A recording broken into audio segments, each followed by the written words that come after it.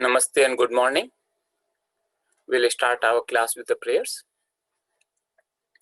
Om Gurur Brahma Gurur Vishnu Gurur Devo Maheshwaraha Guru Sakshat Parabrahma Tasmai Shri Gurave Namaha. Om Sahana Vavatu Sahanau Bhunaktu Saha Viryam Karvavahai Tejasvinavadhitamastu Ma Vidvishavahai. Om Shanti Shanti Shanti. Now we'll chant Mahamrityunjay mantra 3 times to pray for those who are in suffering. Om Trayambakam Yajamahe Sugandhim Pushtivardhanam Urvarukam Iva Bandhana Mrutyurmukshiyamamrutat. Om Trayambakam Yajamahe Sugandhim Pushtivardhanam Urvarukam Iva Bandhana Mrutyurmukshiyamamrutat.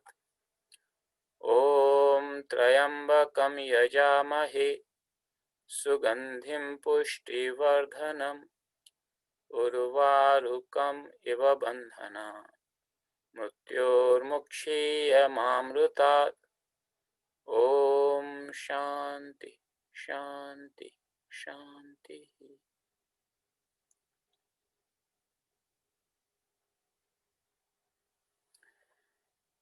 Welcome everyone.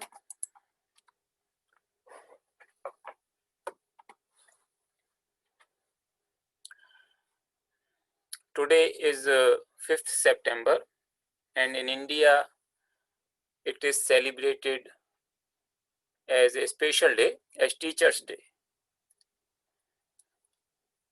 It started after the second President of India, Sri Radhakrishnan, and his birthday was 5th September, and he was a great freedom fighter, philosopher, teacher. He also became the president later on, President of India. And he did not want his birthday to be celebrated for himself, so he said, let it be celebrated as a Teachers' Day. So it has become a tradition in India to celebrate September 5th as the Teachers' Day. Shri Guruji has written a very beautiful message on this occasion. I can share that with you. So let me send it to you on the chat window. I hope you probably can get the text file. Let me try.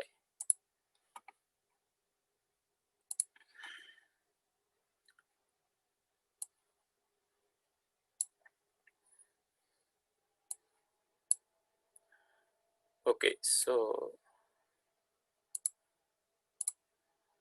I can send you the text then of it.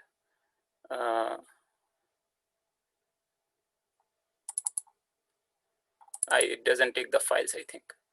So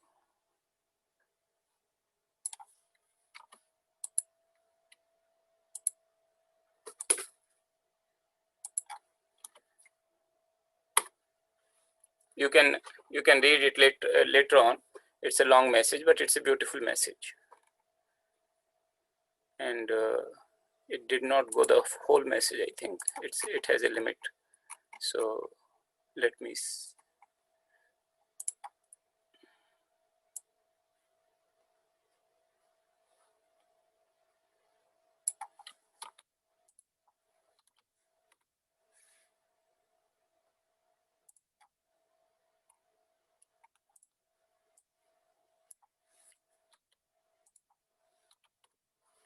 Okay, so it has gone into 3 parts. You can somehow connect it.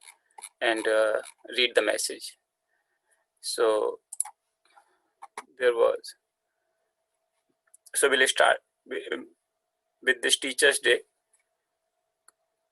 Congratulations to all of you. Happy Teachers' Day. And we all are teachers and students at the same time. And somebody said they received the message in the mail, so that was a good thing. And there is a little bit of a problem on the screen. Let me see if I can fix it.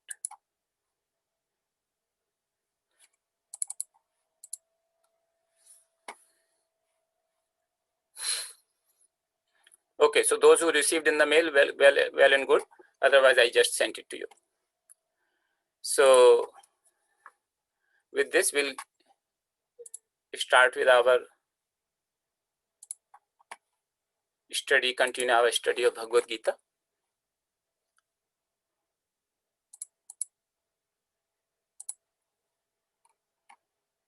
So now today we do the verse number 17 to 17.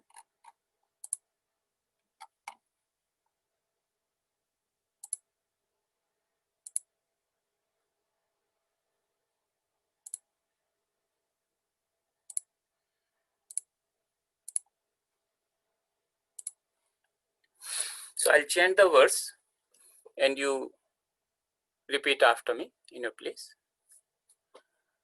Avinashi tu tad vidhi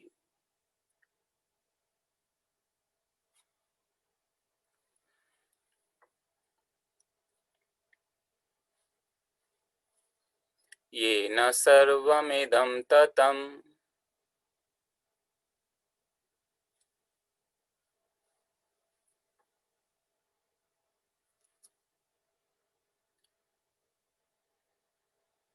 vinasham avyayasyasya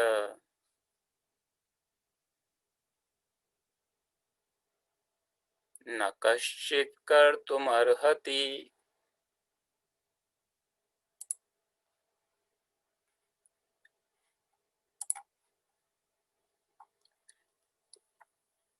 Now I'll repeat the whole verse in continuously and you can chant along with me. Avinashi tu tad vidhi yena sarvamidam tatam vinasham avyayasyasya na kaschit kartum arhati. So we'll see the word meanings. First, the type of the words.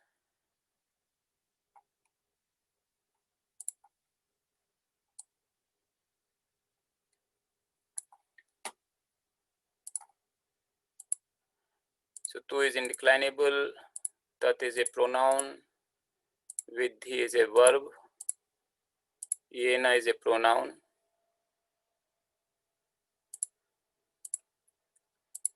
sarvam is a pronoun,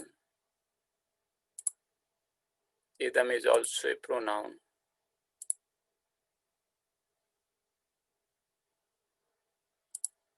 tatam is a nominal, vinasham is a nominal, avyayasya is a nominal, asya is a pronoun, na is indeclinable, kaschit is indeclinable, kartum is indeclinable, and arhati is a verb. So there are two verbs and one is implied, this asti here.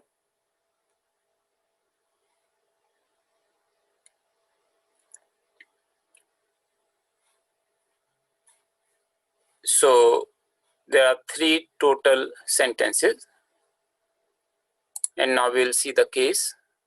Avinashi, it's a accusative, singular, gender is neuter, and here the base word is, it's an interesting base word here.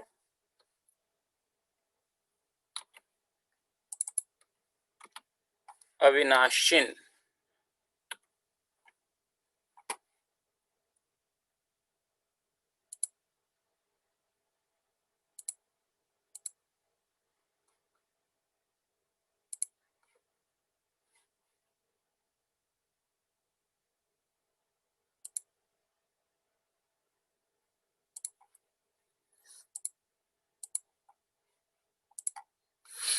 So avinashin is a word which ends in. That means something possessing it. So vinasha is destruction. Avinasha is non-destruction. And avinashin is the one who has the quality of non-destruction. So indestructible.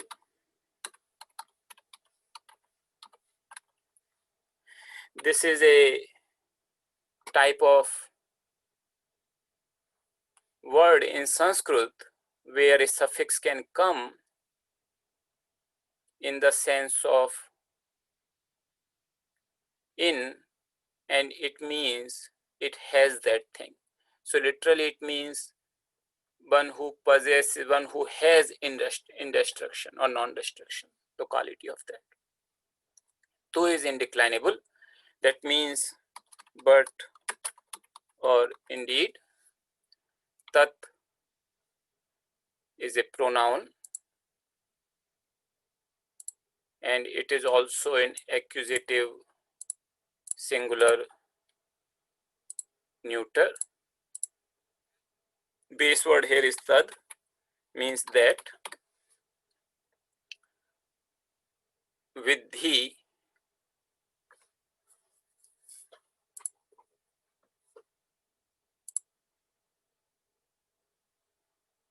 it's a verb form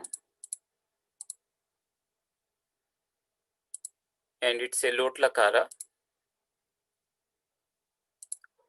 for the second person singular. Verb type is parasmipadi.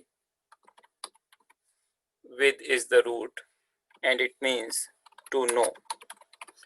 So since it's a lot lakara and it's a second person, so second person is referring to you and you should know or please know that or may you know. Like in this sense, lot lakara can be used. So Lord Krishna is addressing to Arjuna, Vidhi, you should know. Yena, it's a instrumental, singular.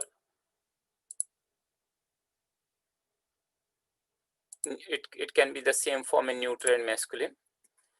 And it's a tad, sorry, yad. And one by which. So this is a relative clause and in English normally it would be by which or by whom, but it's not like as a question mark, it's a simply relative clause statement. So we see the meanings of all these words together later on. Sarvam is a pronoun.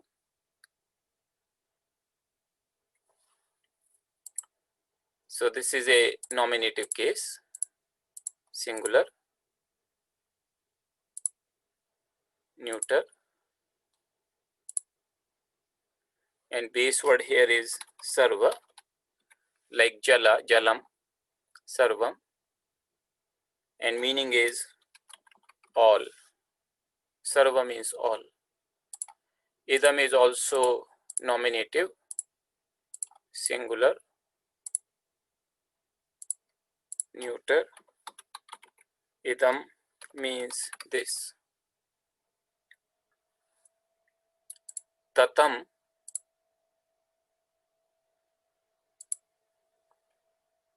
nominative, singular, neuter. Tata, pervaded. This is a participle. So tatam is coming as pervaded. Vinasham, this is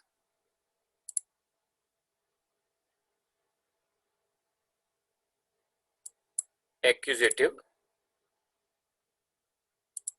singular, masculine, and the word here is Vinasha, like Rama, Akaranta, and it means destruction. Vinasha means destruction. Avyayasya, Avyayasya. So this you probably know, most of you, like Ramasya. So this is nominative. This is sixth case.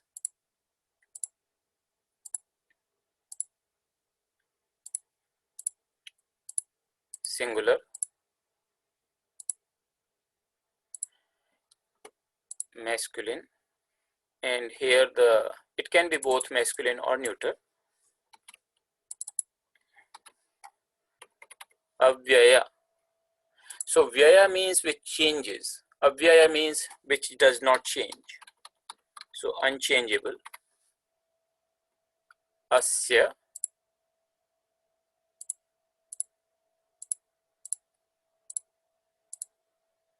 So this is idam, and it means of this. It's a sixth case. Na means not. Kashit means someone. Not someone, na kashit together means no one. So it becomes a strong negative when we put, like individually they mean not someone, together it means no one. Kartum, this is also indeclinable, means to do. Arhati, this is a verb form. Latlakara, third person, singular. Parasmaipadi.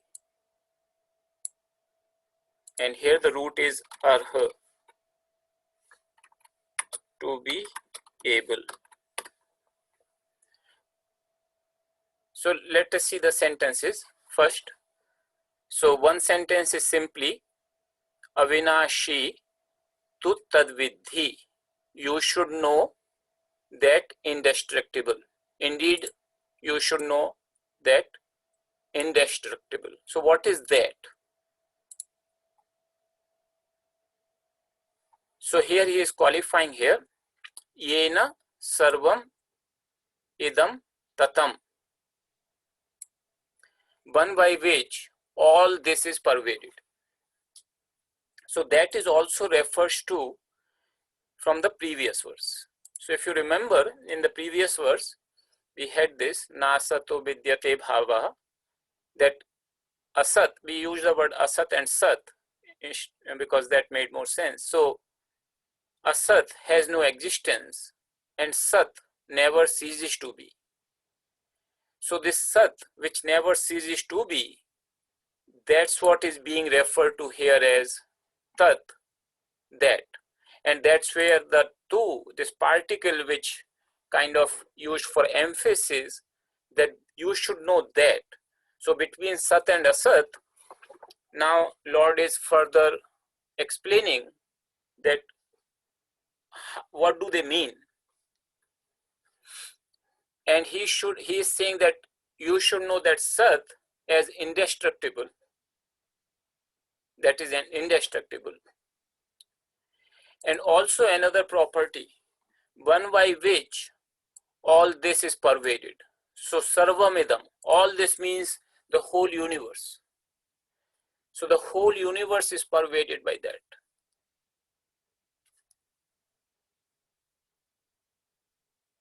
This particle or this word tatam, which means pervaded, it has been used in Gita quite a few times, and generally in the same sense.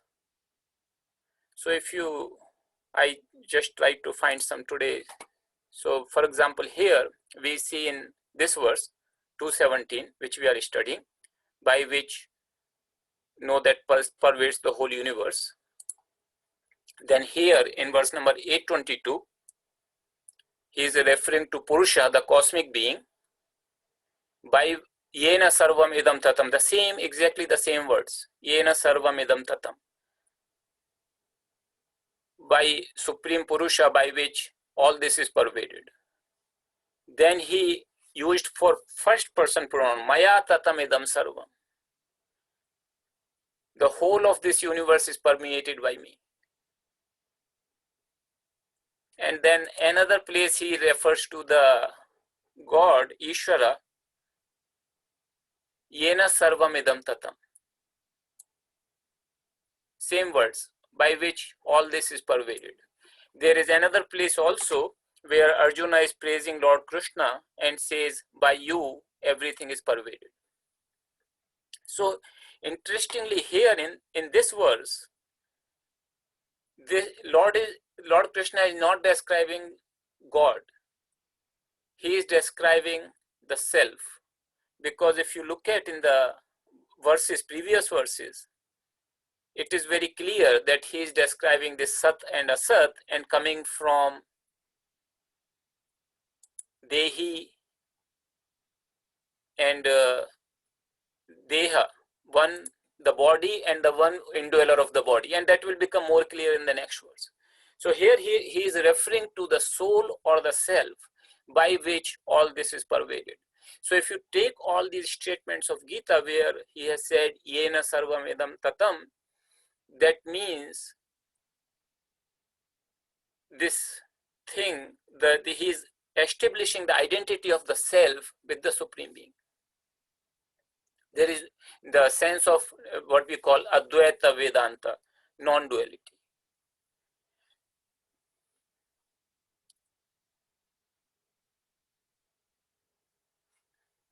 Another interesting aspect of this is that all this is pervaded by that Sat. That means Asat, when we studied last time, that Asat doesn't really exist. It has no real existence, but it has the relative existence. And I gave the example of table and wood. The table has a dependent existence. Wood, in this particular example, and wood has independent existence. So the destruction of table does not cause the destruction of wood. So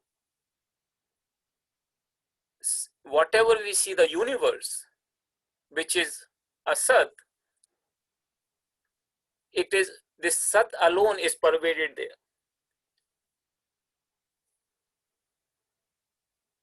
That means the whole universe has the dependent existence. And this self alone is pervaded as the independent existence. Just like the wood is pervaded in the table. And that's where when we say that Lord is omnipresent, I'm not sure how many of you have really thought about it, that what does this omnipresence mean? How is Lord omnipresent when we say it's omnipresent?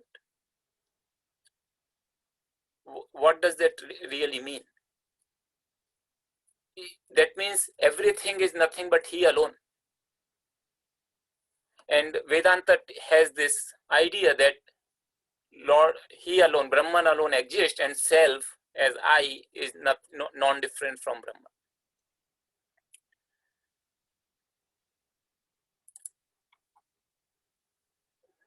Then he is coming here, Vinasham Avyayasyasya na kashit kartum arhati. Nobody is able to do the destruction of this unchangeable being. No one is able, no one has the capability to destroy this unchangeable being. Why no one can have the capability? Because he has described the whole thing in the terms of Sat and Asat. Asat has only the dependent existence, so it cannot destroy the Sat. For example, the table cannot destroy the wood. It is impossible. The very nature of table is that it cannot be separate from the wood. In order to destroy something, you have to stand apart from that. And if you say that Sat could destroy itself, that is also not possible because there is no differentiation in Sat. Unlike the differentiation which we see in Asat, that the one table is different from another table. But because it is all pervading, it is one thing, there are no parts in Sat for one part to destroy the other. So Acharya Shankara, in his commentary on Gita, he says even God does not have the power to destroy this, simply because that God alone is that Sat. God is non-different from that Sat.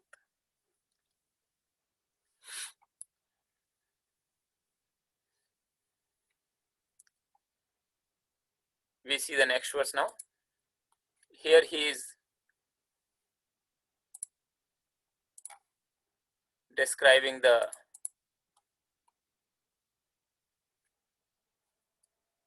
little bit more about that Asat aspect in this verse. So Sat he describes, and then he connects the both in terms of an individual. So I'll chant this verse.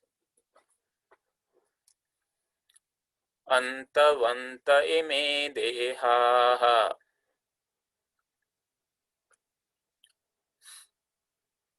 nityasyoktaha sharirinaha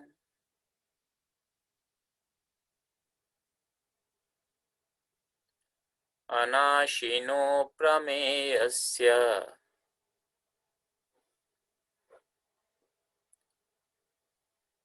tasmad yudhyasva bharata.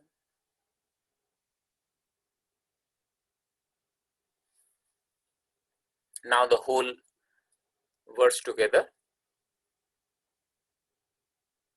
Antavanta ime dehaha nityasyoktaha sharirinaha anashino prameyasya tasmad yudhyasva bharata.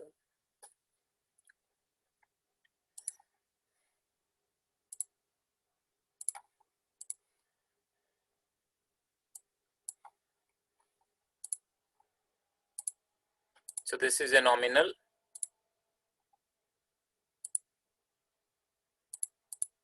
Ime is pronoun. Deha is nominal. Nityasya is nominal. Uktaha is nominal. Sharirinaha is nominal. Anashinaha nominal. Aprameyasya nominal. Tasmat is indeclinable. Yudhyasya is verb. Bharata is a nominal. So Antavantaha, it's a nominative, plural, masculine, and the word here is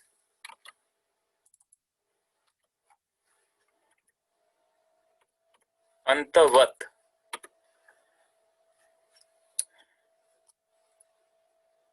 So subject to end.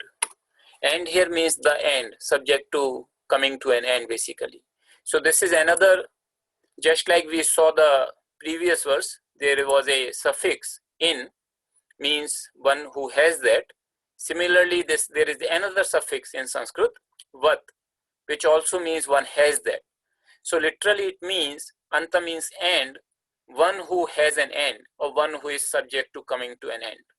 So that's what antavat means. Ime, this is nominative, plural, masculine. The word here is idam, and because it's plural, idam means this, it becomes these. Dehaha, it's a nominative, plural again, masculine, and here the word is deha. So it's like Rama, Ramaha, nominative plural, means body. It becomes bodies. Nityasya, so this is sixth case, singular.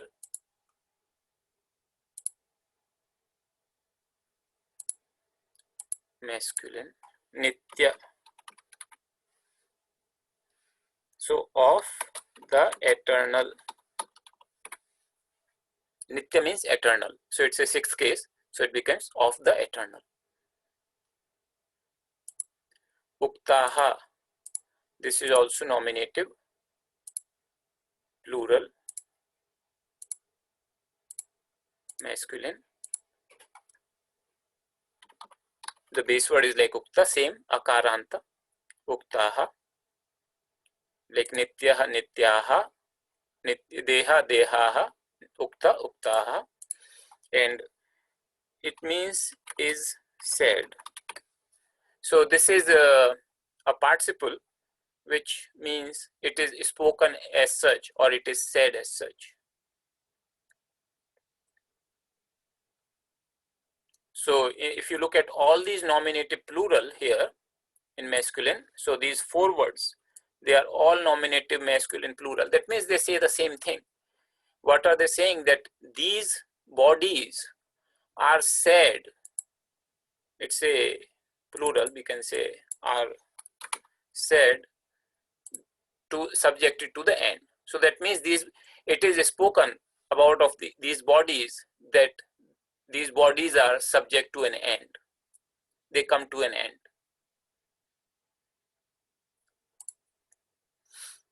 Sharirinaha, this is genitive,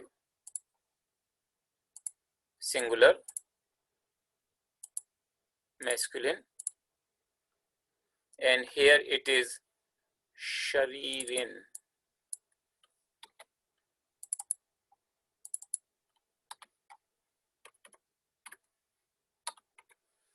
So one who has body. So it is the same suffix as we saw in the last verse. Avinashin, one who has this property of indestruction. Similarly, shariran, sharira is the body. Sharirin, one who has the body. Anashinaha, this is also the similar kind of word. Genitive, singular, masculine, and here it is anashin.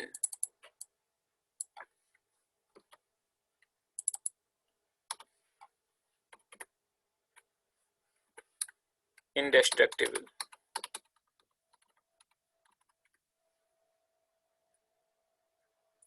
Aprameyasya.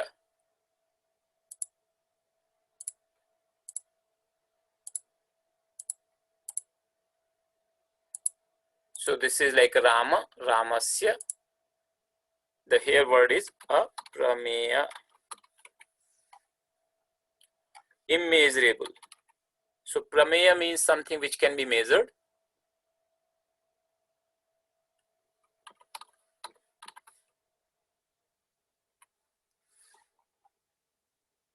Immeasurable.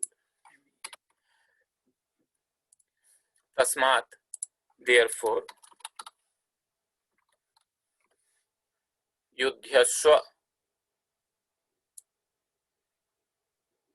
Yudhyaswa means it's a verb. It's a lotlakara. Second person, singular. Verb type is Atmanipadi here. And it is yudh, the root, to fight. So what does it mean? It's again a command kind of thing. So you should fight or you fight. It's a second person. So Lord is telling Arjuna that you should fight or you please, or you can say giving a command. Bharata, this is vocative, singular, masculine. And this word has come earlier in Gita a few times in our studies. Means it's the name of Arjuna. And it signifies from the clan he is from. So he is from the clan of Bharata. There was a great king Bharata earlier in their lineage. Based upon that, the descendants of Bharata are called Bharata. So Lord Krishna is referring Arjuna to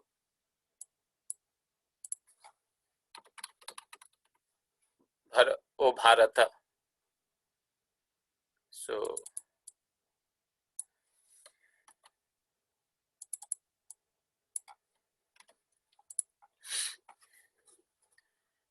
So now if you look at here, this is an interesting verse.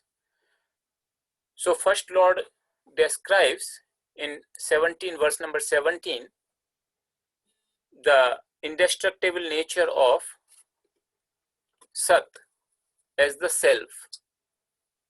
And now he is describing that how is it connected to the bodies. And he is saying that these bodies are spoken of as subject to end. That means they are going to come to an end. That is how the nature of these bodies is. Any body comes to an end because he is giving the antavat. They have that property of coming to an end. On the other hand, Shariri, the one who has the body, that is referring to the self or the soul.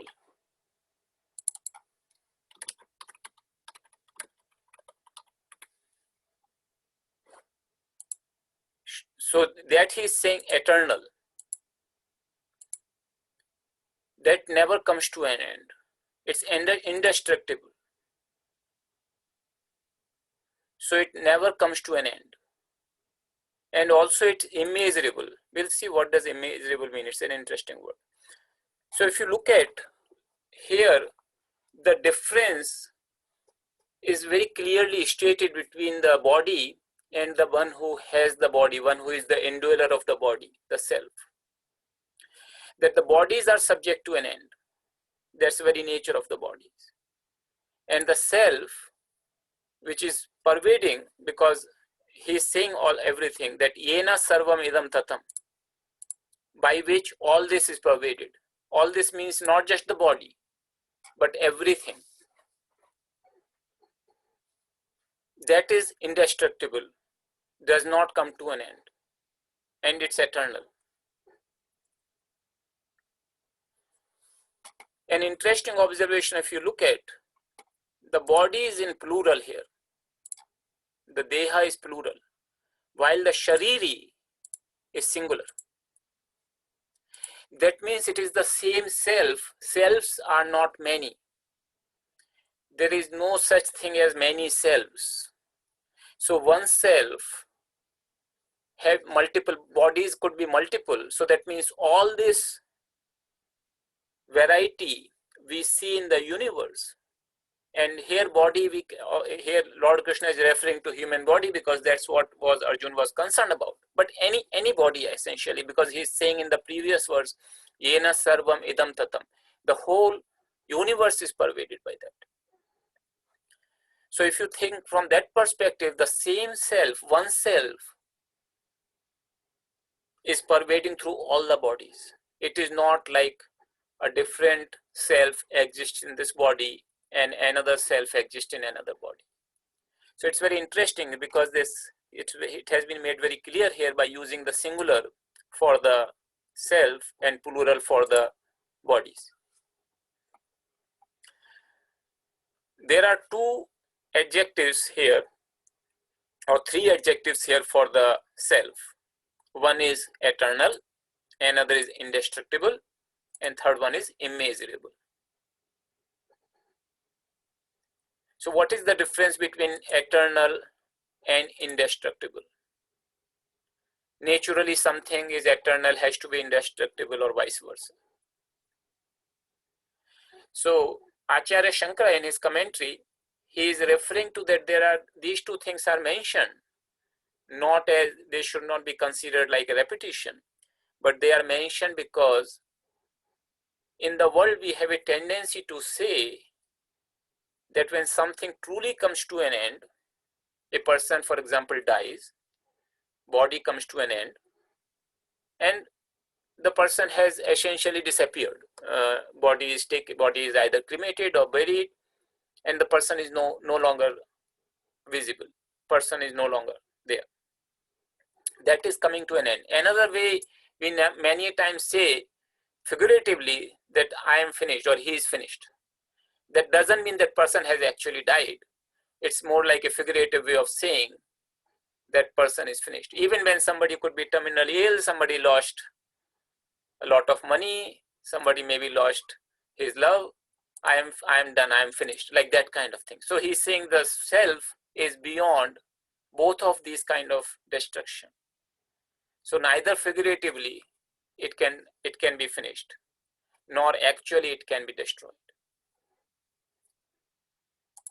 There is another property of the self, immeasurable.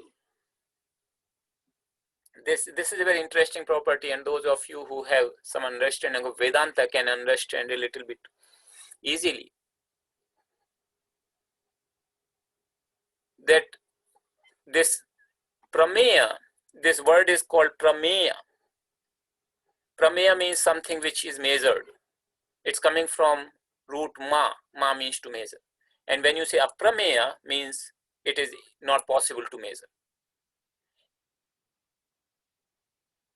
Immeasurable, many times in English we refer to something that is a huge quantity, or that is because our instruments are not enough sophisticated to measure it. But here that's not what it means. Here it means that it's simply not possible to be subject to measurement. Measurement here, it doesn't necessarily mean that any instruments I'm using outside, but truly I measure, I come to know of everything through my senses and the mind. That's how ultimately I gain any information or knowledge about anything, through my sense organs supported by the mind.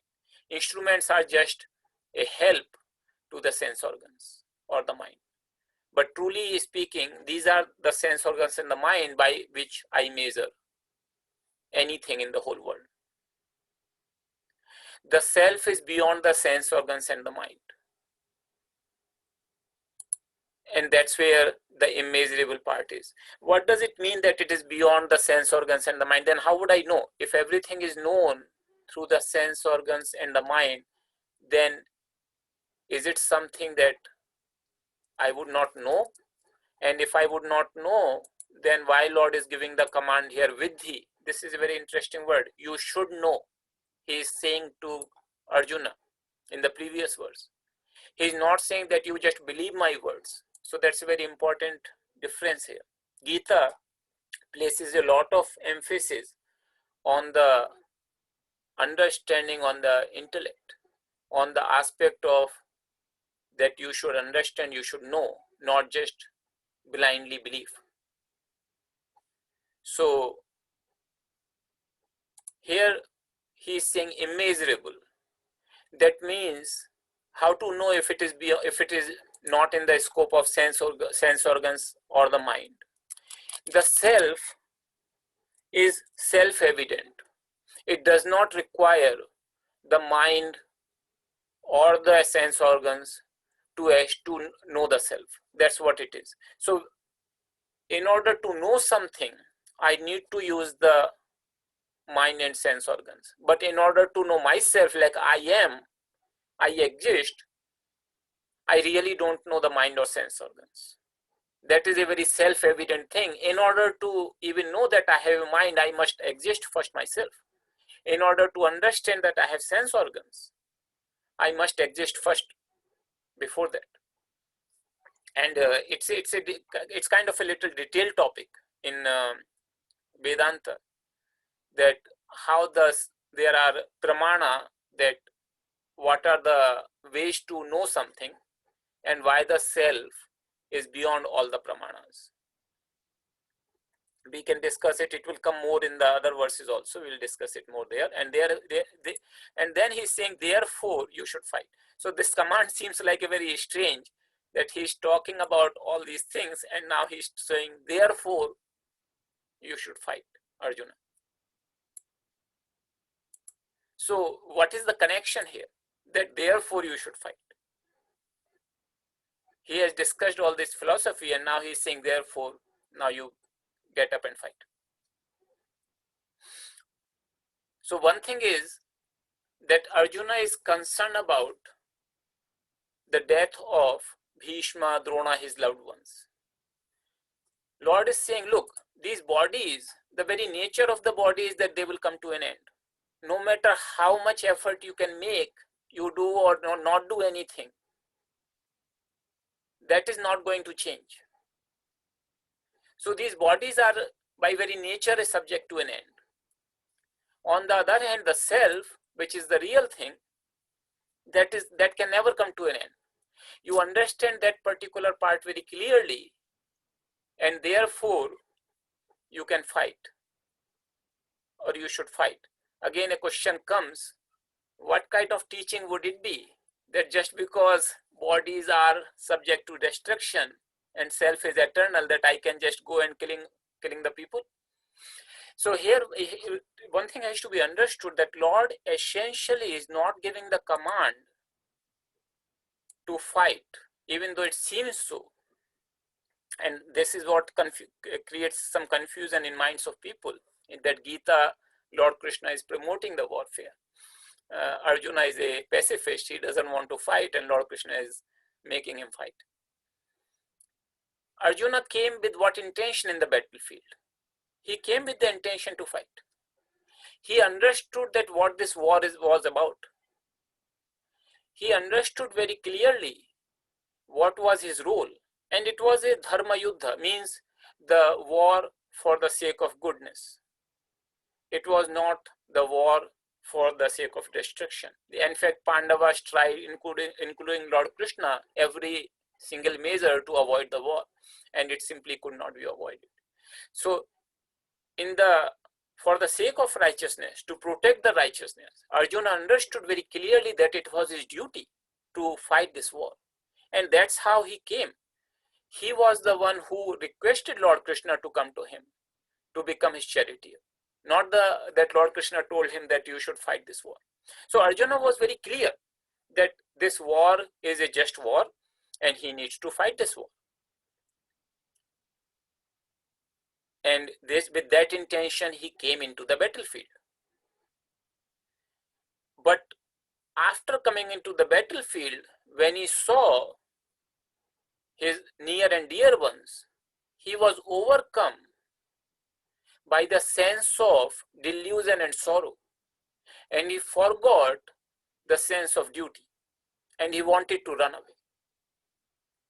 So Lord Krishna is saying that, look, the teachings which I have given to you so far, they are for removing that obstacle in the form of which has come in the form of delusion and sorrow. If you understand whatever I have told you so far, you should not be subject to delusion and sorrow. And that blockage being removed, now you should perform your duty, which in this case is to fight the war. So this is a very important part. It is Arjuna's duty, which he understood, but there was a blockage in terms of the ignorance, in terms of the delusion, and Lord Krishna's teachings of Gita are there to remove the delusion. Therefore, he says, Vidhi, you should know that this is what it is. And you knowing the truth should not be subject to the delusion, and therefore you should perform your duty, which is in this case is to fight.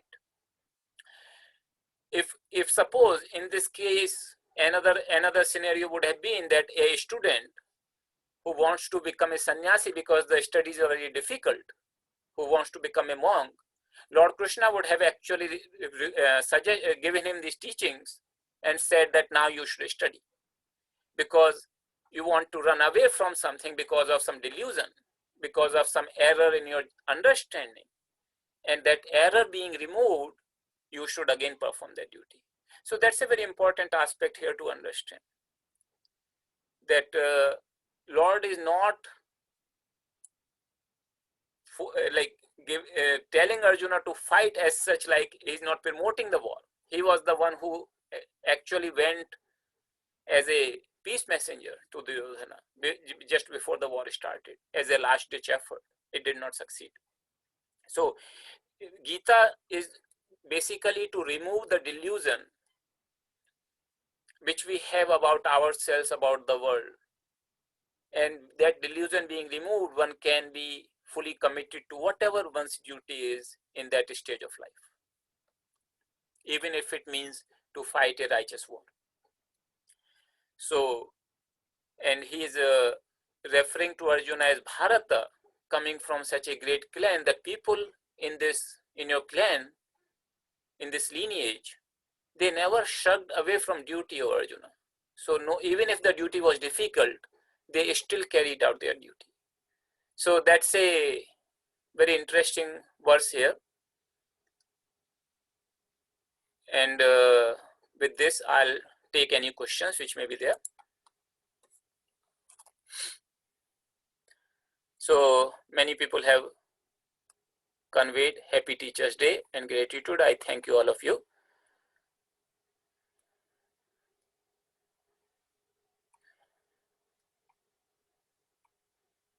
And I do not consider myself as a teacher here for Gita particularly, because I'm a very much of a student of Gita, but I'm just sharing you something which I understand. It doesn't have to be the thing that you have to accept as the final thing. It's just I'm sharing my understanding, that's all. So it's not, I myself am a student here of the of Gita class, just playing the role of a teacher.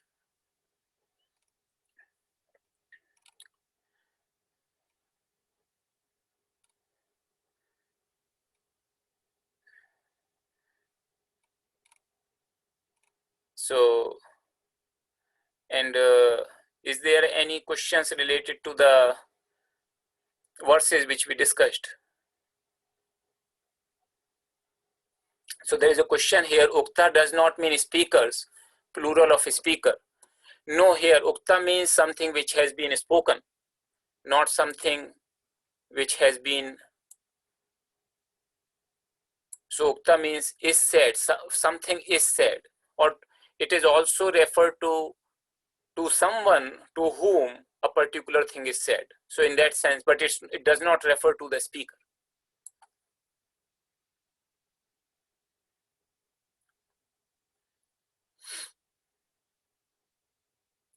Okay, there is a question. If Nasha is destruction, what does V prefix add to it? So we have this word Vinasham. If Nasha itself means destruction, Vinasha means, you can say, total destruction, or in a very special way, even the figurative way, destruction. So we normally gives like Vishesha, so a special kind of destruction or total destruction. In that sense, you could understand Vinasha. There is a question here, is Tat related to Tat? I'm not sure, Salil Baba, what is your question? If you could please clarify that. Avinashi and Anashin both mean the same thing. Is it just different in the way it is used? Yeah, they means the same thing. They are Avinashi and Anashin because they are referring to the same thing as self. So that's why he's using, as I said, Vinasha and Nasha, they pretty much mean the same thing. So in one verse he is saying Avinashi, another verse he is saying Anashi, Anashina. So because the meaning is pretty much the same. The V prefix does not really change the meaning that much.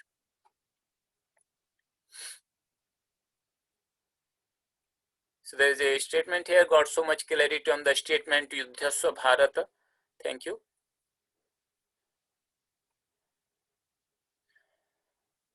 Avyaya also means Avinashi, correct. Interesting that Nasha is used beautifully in 217 multiple times. Yes, so Avyaya means something which undergoes change. So generally, if you look at something which undergoes the change, that is the philosophy of Vedanta, that is subject to destruction. So there are some other schools of philosophy which believe that something could be undergoing change and yet it could be eternal. For example, the universe, they consider that it is changing, but it is eternal.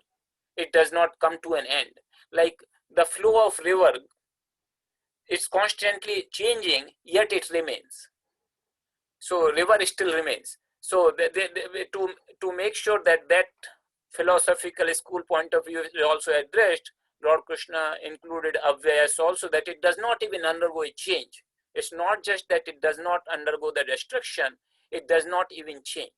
So self is not like a river which appears to be the same while constantly undergoing the change. That view Lord Krishna wants to make sure that that is not the case with the self. There is a question here: self, soul, and Brahman, are all these synonyms? So synonyms not in the sense that you understand a word for another word.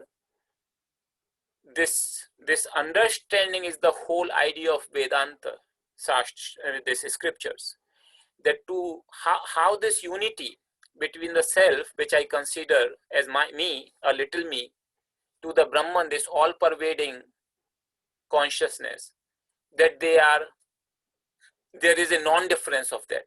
So that is something which a scripture unfolds. So they are not synonyms to be like they are not very clearly, like they are not available as synonyms, as you will say two objects. Like for water, there are multiple words in Sanskrit. They are synonyms. But in this case, for them to say that self and Brahman is non-different from each other, that's the purpose of the scripture, to unfold that vision that they indeed are non-different. There's a non-dual reality.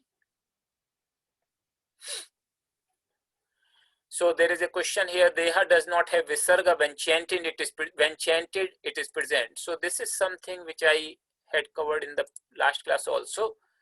That in this case, if you look at anta vanta ime deha, even though I do not put the visarga here because visarga goes away because of the sandhi rule, but here there is a pause. So the verse has 4 quartets. After every quartet there is a pause. Whenever there is a pause, as per the sandhi rules, sandhi does not take place. That means the word should be spoken without the sandhi. That's why it's spoken as deha. And that's how generally the case is. Some people do speak with the sandhi also. So that's the rule here, that after every quartet, because there is a pause, the sandhi is resolved and the actual word is spoken.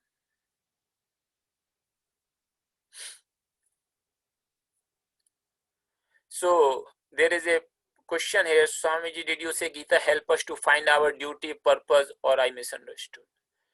So Gita, I was telling that it is to remove the delusion about because of which you do not want to perform the duty, or in other words, you do not understand also your duty. In case of Arjuna, he understood his duty to start with. Because of the delusion and sorrow arising from the delusion, he wanted to run away from the duty. In other words, he thought that now my duty is not to fight the war, but to become a monk, to become a beggar, life of beggar. And that's where that was out of delusion, not truly to see the truth. And Gita teachings are to remove the delusion, because all the sorrow in the life arises from that delusion. So Gita is ultimately a scripture for us to remove our sorrow, no matter whatever it could be caused by. Okay, there is a question here. Tatam means pervading. Tat means that. Are they related? No, they are not related words. Tatam is actually coming from root tan. Tan means to stretch. So that's why tatam means it is stretched, all pervading. So there is a question. So self is one, that is called God, which is truth pervaded on all beings. And soul, meaning Atma, is different from self. No, this is what we discussed, that Atma is not different from the self. Atma and self are the words. In self we say in English, Atma is in Sanskrit. So Atma and self are synonymous. Atma is just, in English, if you translate, you will translate as self. So with this, I don't have any questions. So thank you so much for all your beautiful messages. And I hope that with the grace of gurus, teachers, and Lord Krishna, let Gita Shastra become meaningful in our life, and it help us remove our delusion and sorrow. Thank you. Let us close the session with the prayer.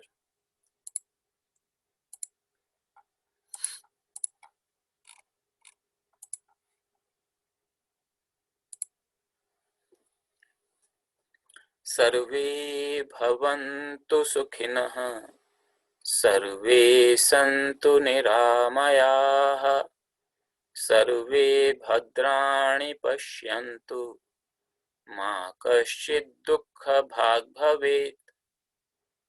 ॐ पूर्णमदः पूर्णमिदं पूर्णात् पूर्णमुदच्यते पूर्णस्य पूर्णमादाय पूर्णमेवावशिष्यते।